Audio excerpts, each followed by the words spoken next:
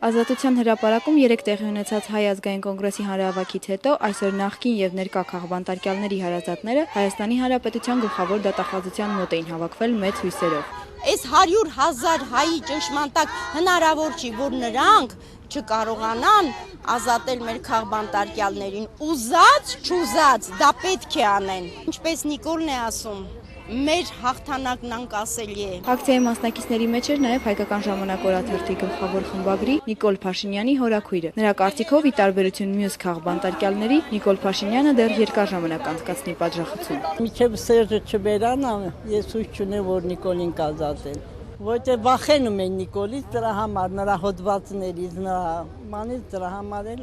չեն ազատի։ Նիկոլն ինչ էր արել, որ բռնեցին։ Ակցիայի մասնակիցների հետ էր նաև ՀՀՇ առաջնորդ Արամ Մանուկյանը։ Նրա խոսքերով ժողովրդի երեկվա ցուցաբերած ճնշումը ուղղված էր ոչ միայն իշխանության, այլ նաև միջազգային կառույցներին, եւ քաղբանտարկյալների ազատ արձակումն առաջին հերթին իշխանության շահերից է բխում։ Եթե Հայաստանի իշխանությունը չի ուզում կտրուկ քայլերի պահանջ ներկայացնեն, ճնշումների չի ենթարկվի ինքը, պետք է ընդառաջ գնա, քայլեր պետք է անի։ Դրա համար առնվազն խոհեմություն է պետք։